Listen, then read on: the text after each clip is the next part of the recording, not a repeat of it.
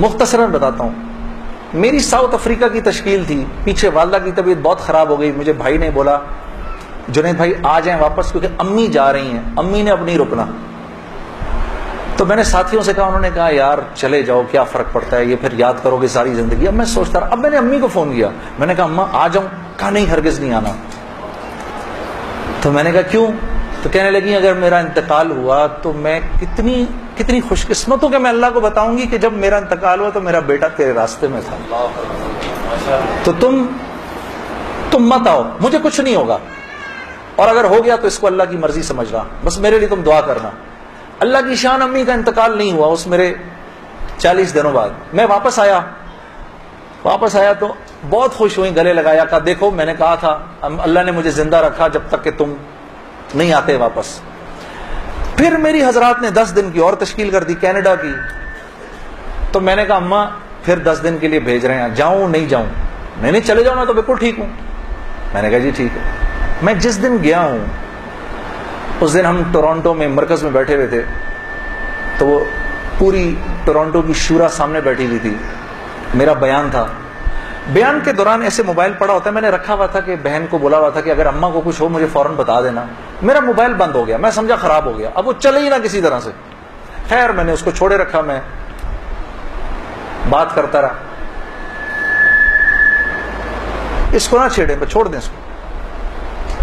تو میں نے اس وقت جب میں عشاء کی نماز پہ کھڑا ہوا تو پیچھے سے ساتھیوں نے آ کے بتایا کہ والدہ کا انتقال ہو گیا. میں نے بہن کو فون کیا, کیا ہوا؟ کہتی ہے کہ ابھی فجر کی ہم نے نمازیں پڑھی ہیں, فجر سے تھوڑا سا پہلے انتقال ہوا ہے, اور 2-2:30 بجے اس امی نے بلایا میری بیوی کو, اور میری بیوی کو بلا کے بولا کہ بیٹا دیکھو میں نے تو ساری زندگی تمہیں بیٹی کی طرح رکھا, لیکن میں ساس ہوں, کمی بیشی ہو سکتی ہے, تو اگر کچھ ایسی ہوئی ہو تو مجھے معاف کر دینا. تو میری وائف نے کہا امی آپ کیسی باتیں کر رہی ہیں, مجھے تو کبھی خیال بھی نہیں آیا اس بات کا. ہاں آپ نے مجھے اس سے کم سمجھا ہی نہیں. پھر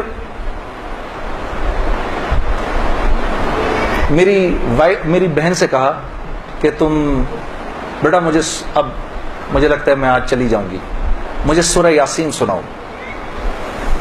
تو میری بہن نے ان کو سورہ یاسین سنائی. تو میری بہن کہتی ہے کہ آنکھیں بند کر کے لیٹ گئیں اور مجھ سے کہا کہ اب سورہ رحمان سناؤ. تو سورہ رحمان پڑھتے پڑھتے میری امی نے آنکھیں کھولی, اور آنکھیں کھول کے میری بہن سے کہا کہ منیزہ یہ دیکھو یہ کس قدر ایک حسین عورت تمہارے ساتھ کھڑی ہوئی ہے, ذرا اپنے اس طرف دیکھو کتنی حسین عورت کھڑی ہے تمہارے ساتھ, بیٹا یہ مجھے لینے آئی ہے.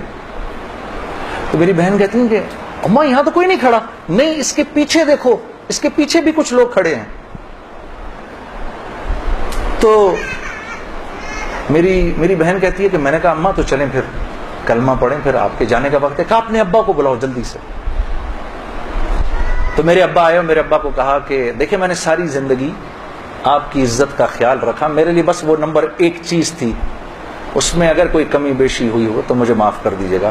میں اب جا رہی ہوں. کلمہ پڑھا اور آنکھیں بند کر لی, بس اس طرح گئیں وہ.